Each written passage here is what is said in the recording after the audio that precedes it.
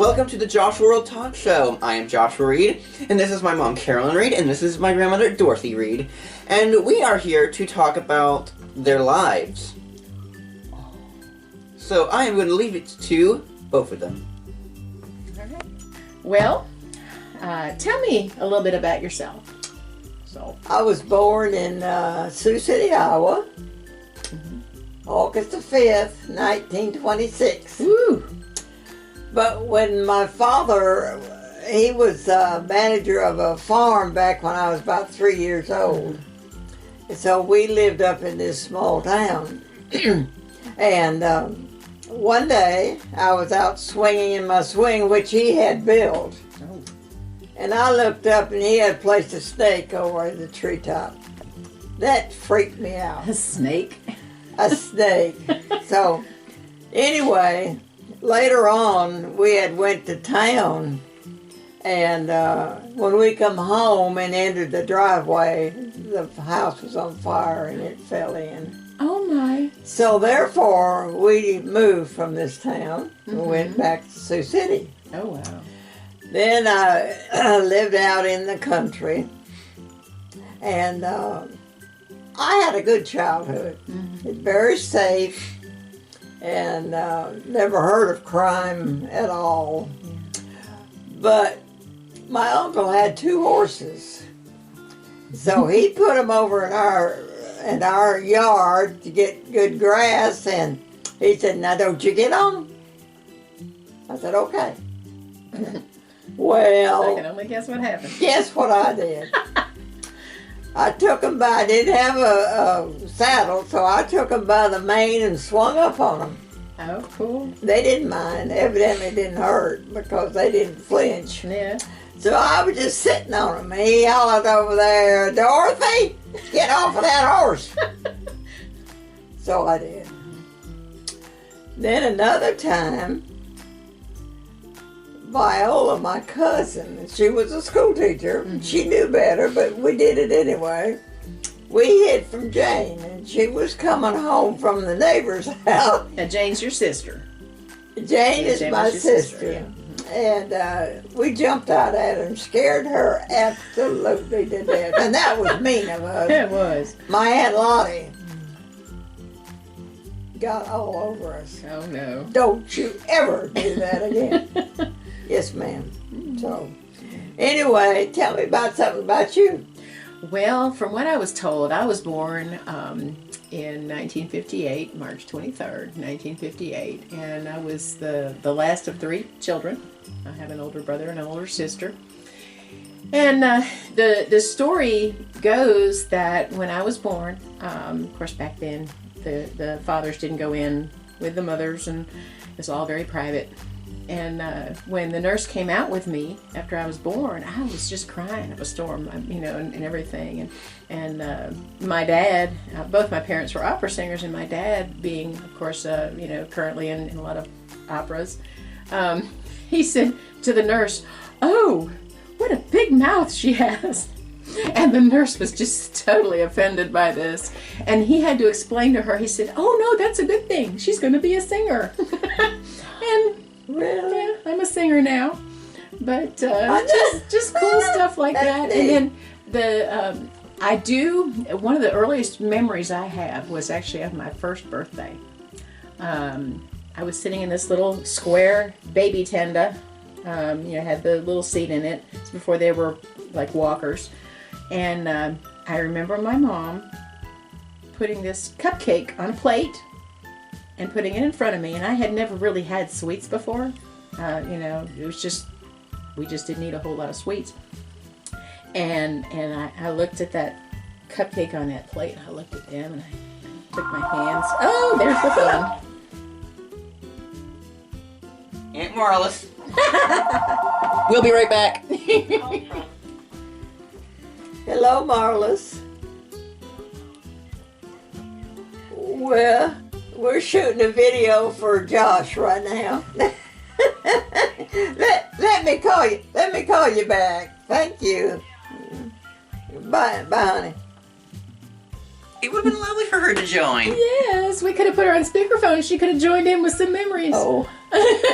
Well, It's You okay. didn't tell me that. Okay. Well, my mom put this plate with a cupcake on it in front of me because I had never really had much sugar in my lifetime, if anything. And it had a little candle in it, and I don't remember if it was lit or not. But anyway, I didn't know what to do. Oh. And my little hands went like this, and like this, and like this, and I just started crying because I didn't know what to do. I didn't know what to do with the cupcake. I just didn't know what to do. But it was just that's the first memory that I clearly have of just seeing this cupcake and crying. And then some of my best memories, though, growing up were in the backyard when we lived in New York. I lived in Millwood, and we lived in an apartment above a deli, and they had a swing set in the backyard. And my mom and my dad, both being singers, they sang a lot. And the first song I ever learned was "His Eyes on the Sparrow." And Mom would have the windows open, of course, the sun, summertime and everything. And my first song I ever learned was that, and I would sit on the swing set, swinging back and forth and singing, "I sing because I'm happy." And it was just, that's, one of those good memories I remember it so well. I remember just learning to sing on the swing, and it was just fun growing up. I loved. We were right next to a fire station. There was a fire station next door to the apartment, and we'd all hours of the night we'd be woken up by this fire station and everything. And my sister and I shared a room, but my brother, bless his heart, it was only a 2-bedroom apartment, but Mom and Dad took one of the large storage closets. It had a window in it too. And it was just big enough for a twin-size bed and a little chest of drawers. And that's where my brother lived. He lived in a closet.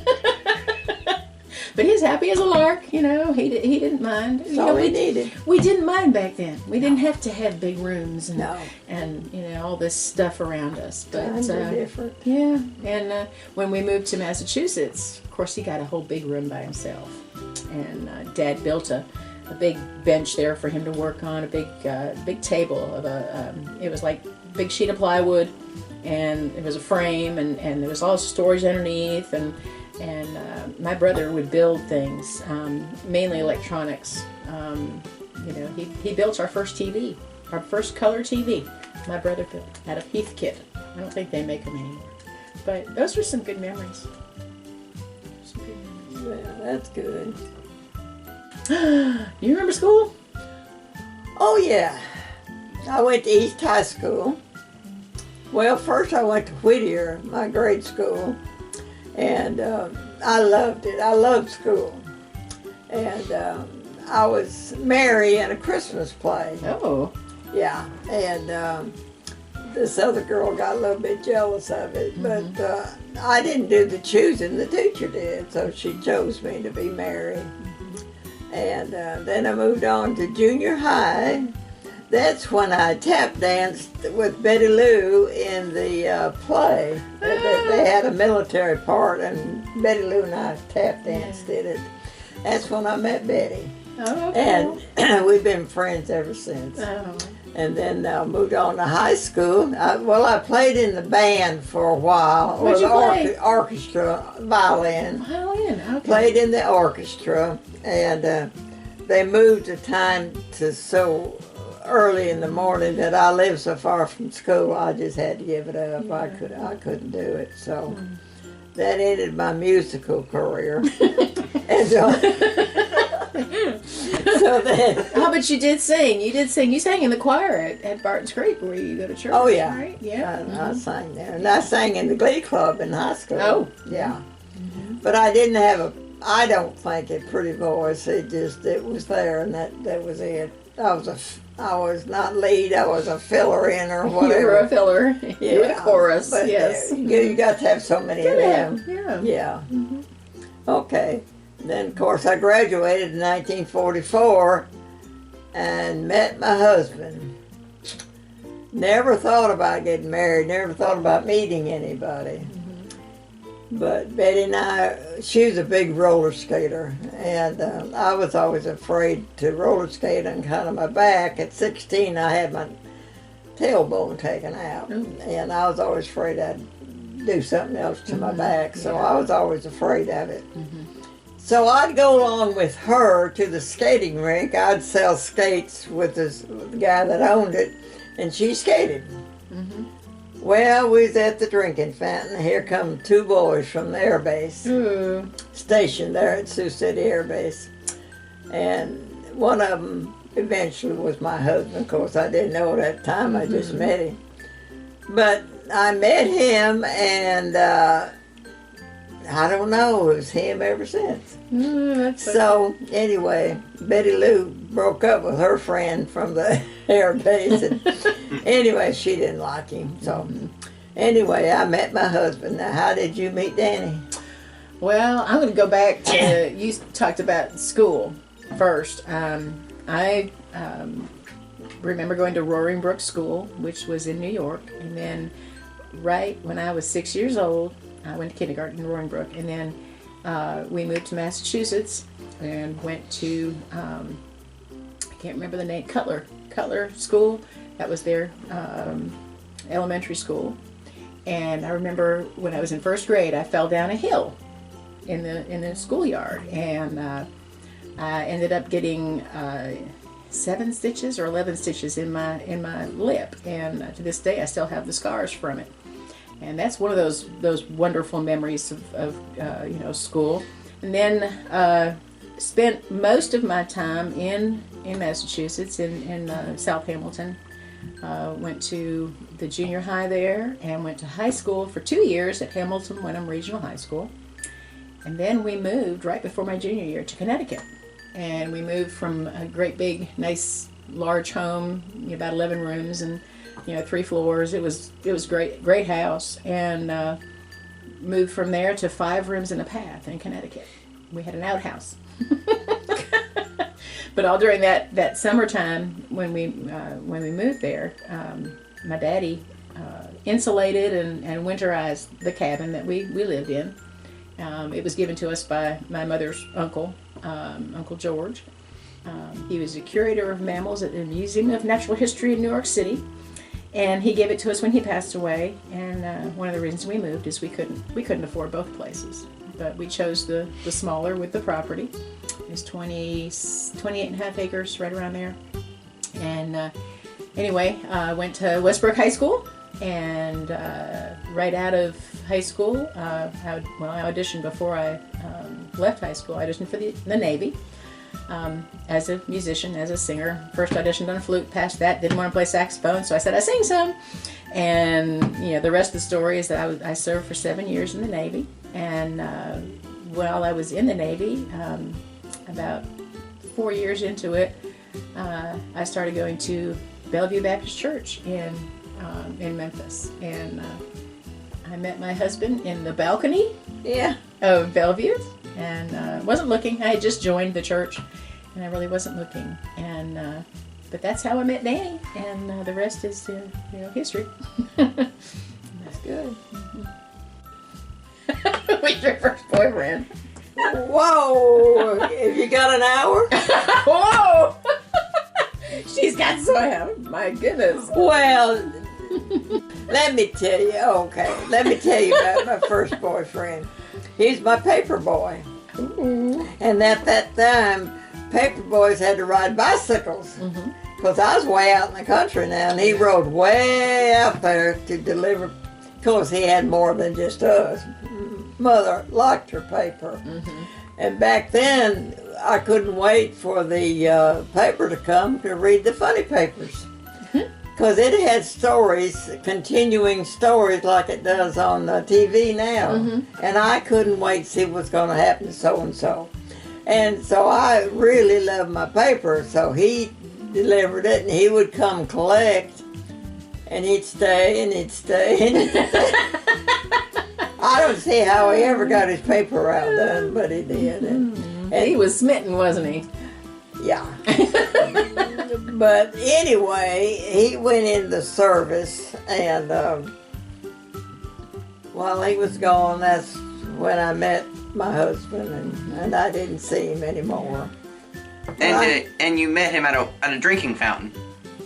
My husband, I did. Yeah, but you said no to 2 other boys. Who were the other 2 boys that you said no to? Bill. And I don't know, Bill, and I can't remember. Well, Fiddle. But anyway, it was Dale and Bill was the 2 main ones that I was waiting for. Well, sounds like you had a very active life. Very. Yes. Well, mine wasn't so glamorous or active. Oh, I did. I had friends, and boys and girls, but I didn't have any boyfriends. And my first date was my senior prom. Oh. And my first kiss was my senior prom. How did it feel? It felt like a kiss. Must have felt good. But you know, it wasn't until I joined the Navy that I would hang around. You know, of course, you're hanging around with a lot of guys, and they were all just my pals and my buddies. And I tried dating, you know, but it just wasn't, you know, just didn't feel like doing it too much. And then when I met Danny, I just knew that was it. You were going to a wedding, wasn't you? You asked him to go. Yeah, actually, I asked him on the first date. Yeah. I wanted him to go to rehearsal dinner. Tell where you met him. I met him in the balcony at Bellevue Baptist Church in Memphis, and we had kind of seen each other. He had seen me a whole lot more than I had really seen him, but we were walking in the balcony, you know, kind of towards each other to go different places, and he tells me, he said, "Now's my chance." And so he stopped me, and we started talking, and you know, he had seen me join the Wednesday before, and it wasn't too long after that I was invited to sing at a wedding, and of course I went to the rehearsal, and there was rehearsal dinner, and he had hurt his foot, and he was going to go home, I'm guessing that weekend, and he was walking up the stairs, and we're trying to get up the stairs to go to the balcony, and I stopped to talk to him, and I asked him if he wanted to go to a rehearsal dinner with me. And our first actual date, though, was playing mini golf. Yeah, what? Miniature golf. Oh, Our first actual date was playing miniature golf, and that's good. it's so funny. He said he had to play his best game to beat me. I was good at miniature golf. Played a lot of it growing up, but Yeah, whenever he played anything, he played to oh, win. he was It don't fierce. matter. He was fierce. He was a competitor, but Yeah. fun. He was Yeah. fun. Yeah. But yeah, I asked him on our first date. What, did he go home and see about his foot, or? No, he stayed. Yeah, I thought he had stayed. He stayed. He stayed for that, and I guess the rest is the history part of it. And then some of the guys that I'd known through the years started coming out of the woodwork and wanting.